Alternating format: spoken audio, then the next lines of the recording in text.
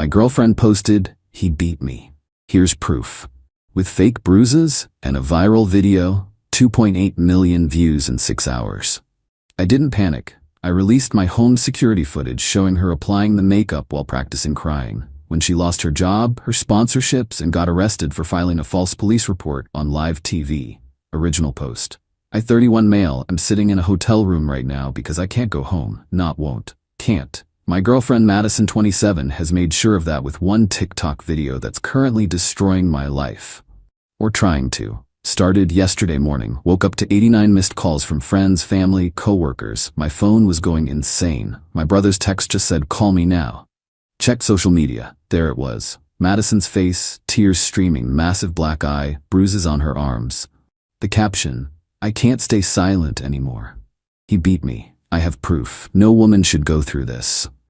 2.8 million views in 6 hours. The comments were exactly what you'd expect. Death threats against me, people finding my LinkedIn, my company's page. Someone had already posted my mom's Facebook profile in the comments saying, "This is his mother. Let her know what she raised." Here's the thing though, I haven't been home in 4 days. Been at a work conference 3 states away. Have receipts for everything. Flights, hotel, conference registration, photos with colleagues every single day. Time-stamped, geotagged, everything. But here's the real kicker. Before I left for this conference, Madison and I had a massive fight. About money. See, she's an influencer with about 45K followers. Makes maybe 2K a month on a good month. I'm a software developer, make decent money. She wanted me to fund her career pivot into becoming a full-time content creator. Wanted me to cover all bills for a year while she built her brand.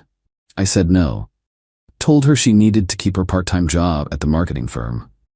She lost it. Said I was crushing her dreams and didn't believe in her. The night before I left, she said something that now seems very relevant. "You'll regret not supporting me. I'll make it big with or without you." Guess she found a way to go viral after all.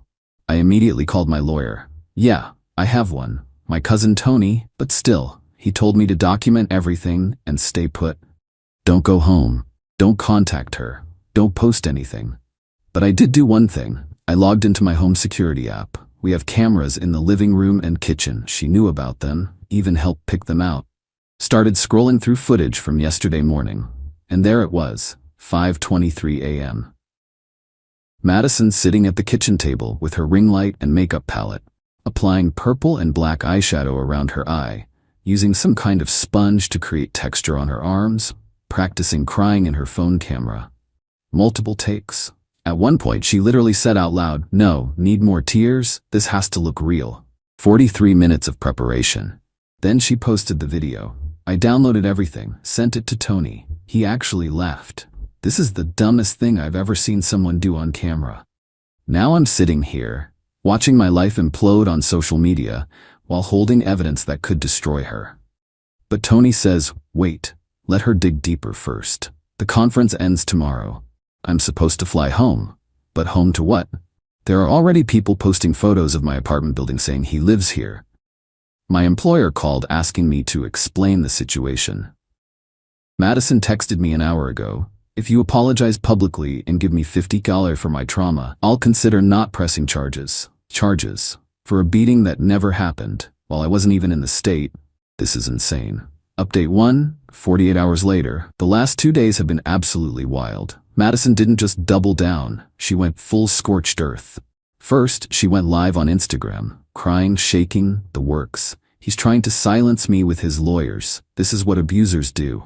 They intimidate you into silence. Got another 1 million views. The mainstream media picked it up. There's literally a news article with the headline, "Software developer accused of domestic violence in viral TikTok." My company put me on administrative leave pending investigation. My mom had to delete her Facebook after getting doxxed. My landlord called saying other tenants were concerned about their safety with me in the building. But Madison made a crucial mistake. She filed an actual police report. Tony was ecstatic. She just committed a federal crime on paper. Beautiful. We went to the police station together.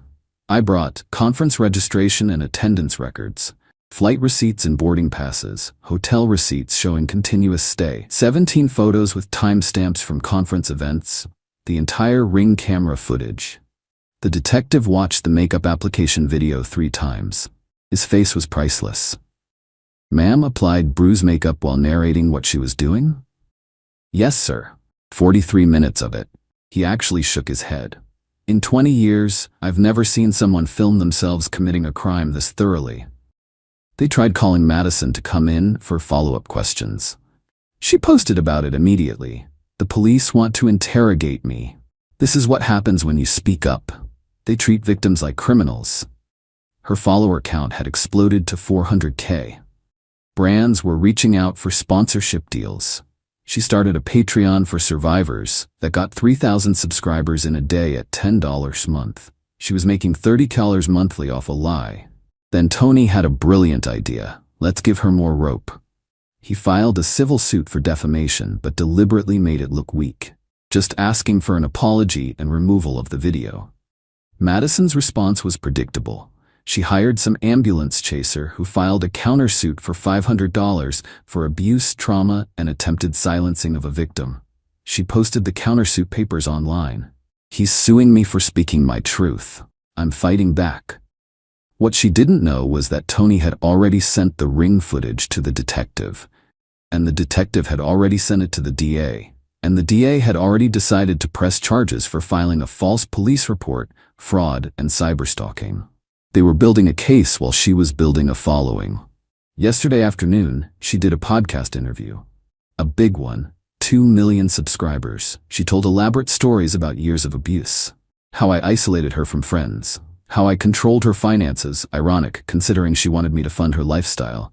How this was the first time she fought back. The host asked, "Where was he when this happened?" Madison hesitated for just a second. He came home drunk at 3 a.m. Gotcha. See, the Ring camera showed her leaving the apartment at 6 a.m. that morning, alone. Uninjured. Wearing the same clothes from the abuse video, but with no bruises yet. She forgot we had a camera by the door too. Update 2. The collapse begins. Madison's lies started unraveling faster than she could spin new ones. First, someone on Reddit found old posts of hers from 2 years ago, bragging about taking a special effects makeup course for Halloween, complete with photos of her creating realistic bruises on friends. The Reddit detective brigade had screenshots before she could delete them. Then my coworkers from the conference started posting. Without me asking, 12 different people posted photos and videos with me from the conference, every single day timestamped. One guy even had a selfie with me at the hotel bar at 2:47 a.m., the night of the beating, 1,000 miles away from Madison. But Madison didn't know when to stop. She escalated. She started a documentary with some YouTube filmmaker, claimed she had hospital records and witness statements. She did interviews with 3 different podcasts in one day. Started multiple crowdfunding campaigns across different platforms. Her mom, Diane, got involved. Posted this long Facebook rant about how she always knew something was off about me and how her baby girl finally had the courage to speak up. Said she was consulting with women's advocacy groups to get justice. That's when I released the first video. Not the makeup one, just the door camera footage of her leaving that morning, uninjured, singing along to music, doing a little dance while waiting for her Uber. Posted it with just the caption, "Morning of the incident. Note the timestamp." It got 500K views in 3 hours. The comment section was brutal. People started calling her out, but her supporters said it was edited or taken out of context, or that I probably threatened her into acting normal. Madison's response was swift. She claimed I had hacked the footage, that it was AI, that I was technologically terrorizing her. She filed a restraining order request. The hearing was yesterday. Madison showed up with her makeup, bruises reapplied, fake crying, the whole show. Her bargain bin lawyer argued I was harassing a victim through digital manipulation. Then Tony stood up. "Your Honor, I'd like to submit Exhibit A through, well, the whole alphabet." We had everything. The original Ring footage, the metadata proving it wasn't edited, the conference records, the flight manifests, the detective's report stating her injuries were inconsistent with any form of physical trauma. But the judge wanted to be thorough. Asked Madison directly, "Ma'am, when exactly did this alleged assault occur?" She said 3 a.m. The judge asked how she knew the exact time. She said she looked at the clock. Which clock? The one on the stove. Tony pulled up the kitchen camera footage from 3 a.m. Kitchen was dark, empty. The stove clock actually showed 3:07 a.m. because we'd never fixed it after daylight savings. Madison started stammering. Her lawyer asked for a recess. The judge denied it. Then Tony dropped the bomb. Your Honor, we'd like to show the full morning footage. 43 minutes of Madison applying fake bruises while narrating her process. The judge's face went from professional neutral to barely contained anger. Miss Fitzgerald, are you aware that perjury is a felony?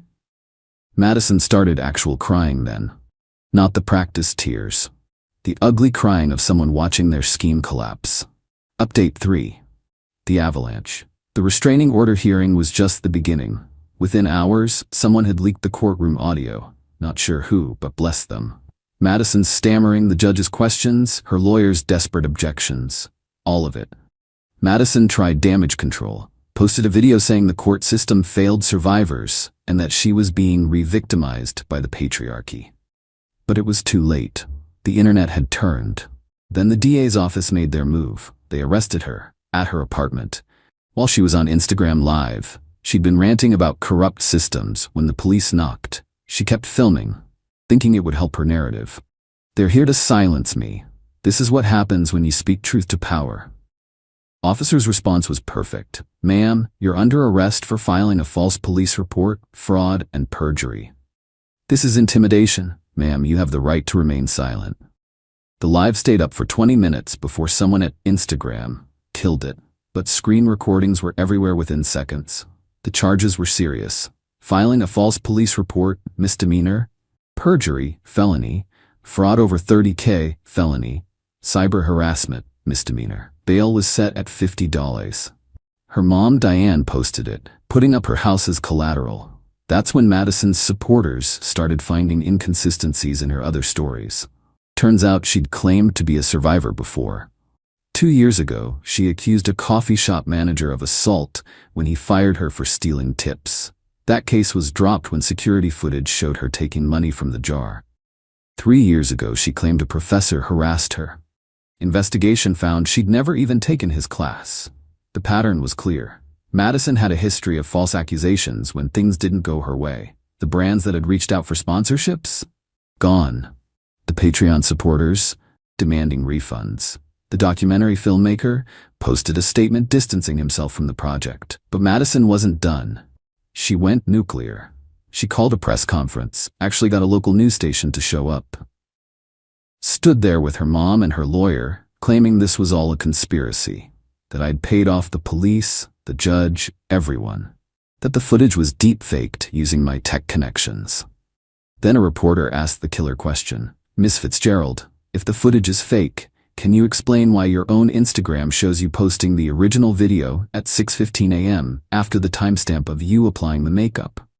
Dead silence.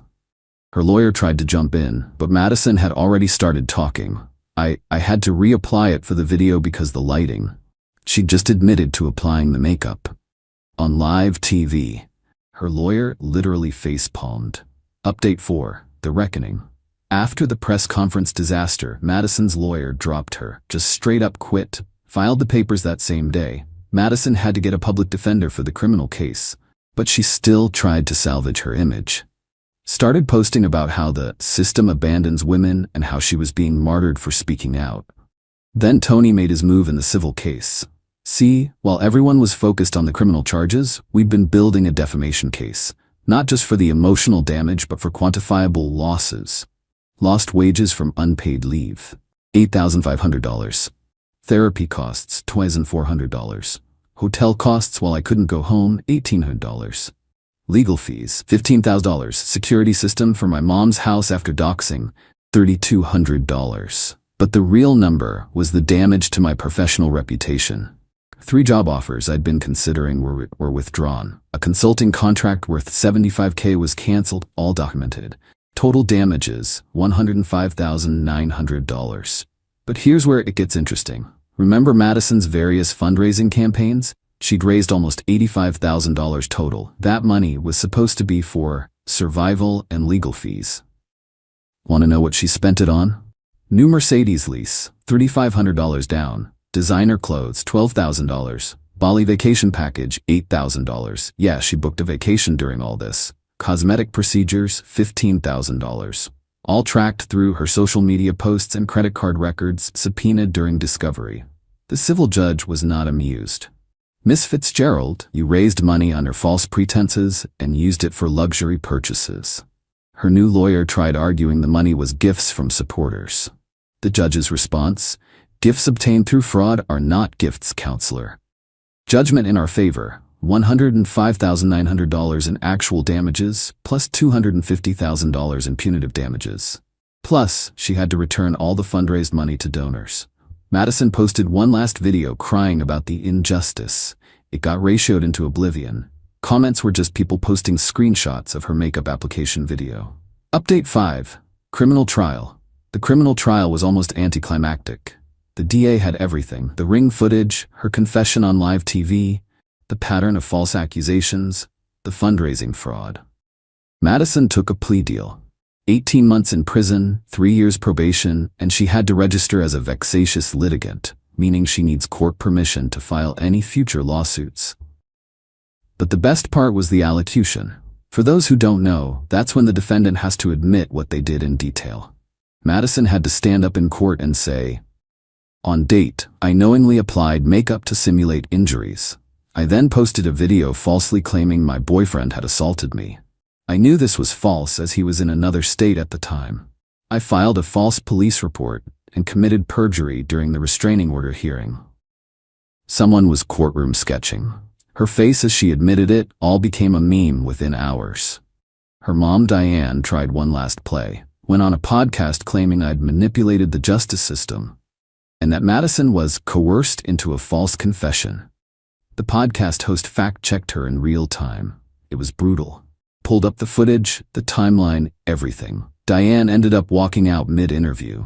Madison reported to prison last month. Her Instagram was banned, TikTok banned, Twitter banned. She's essentially unpersoned from social media. Final update. It's been 3 months since Madison reported to prison. I'm writing this from my new apartment, had to move because the old building was too associated with the drama. The civil judgment stands, but I'll never see most of that money. Madison's broke, owes restitution to donors, and has massive legal debt. I got the Mercedes they seized, sold it, recovered about $20. Better than nothing. My job brought me back with back pay and an apology. The company actually implemented new policies about handling social media accusations against employees. Basically, they investigate before taking action now. Small win, I guess. The 3 job offers that were withdrawn, one company reached back out, offered me the position plus a 20% bump for the inconvenience. I took it. Fresh start. My mom's doing okay. She reactivated Facebook but keeps it private now. Still gets the occasional nasty message from Madison's remaining supporters. Yeah. She still has some. People who think this is all a conspiracy. Can't fix stupid. Madison's dad reached out to me last week. Haven't heard from him in the 2 years Madison and I dated. They're estranged. He apologized for his daughter and said he'd warned her mom years ago about Madison's lying. Said she'd been doing this since high school. Making up stories, playing victim, destroying people who crossed her. He testified at the trial about her pattern of behavior, which helped establish this wasn't a one-time thing. Tony framed the courtroom sketch of Madison's confession, hangs in his office, says it's his favorite piece of art. Uses the case as a teaching example for other lawyers about the importance of digital evidence. The wildest aftermath? I got contacted by a documentary crew. Legitimate one, not YouTube. They're doing a series on false accusations in the social media age. Interviewed me for 3 hours. They have everything. The footage, the court documents, interviews with the detective. Comes out next year. Also been contacted by 3 other guys who dated Madison in the past. All have similar stories. One guy from college showed me texts where she threatened to ruin his life if he broke up with her. He stayed an extra 6 months out of fear. Another guy had to transfer schools after she spread rumors about him. We have a group chat now. It's therapeutic, weird as that sounds. Madison's due for release in 11 months with good behavior. She'll have to do 100 hours of community service specifically related to helping actual domestic violence victims. The irony isn't lost on anyone. Her mom Diane still posts about her wrongfully imprisoned daughter. Still claims I'm some criminal mastermind who orchestrated all this. Lady, I'm a software developer who can barely orchestrate matching socks. I just had cameras and receipts. Here's what I learned. 1. Always have security cameras. Always. 2. Document everything. Every trip, every receipt, every interaction. 3. When someone threatens to ruin your life, believe them and prepare accordingly. 4. Don't engage on social media. Let lawyers handle it. 5. The truth eventually comes out, but it might cost you everything first. To anyone facing false accusations, get a lawyer immediately. Don't try to reason with someone willing to lie to destroy you. They've already shown you who they are.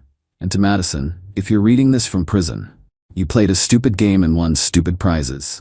You could have just accepted no to funding your influencer dreams. Instead, you destroyed your own life trying to destroy mine. Cool story for your fellow inmates though, I guess.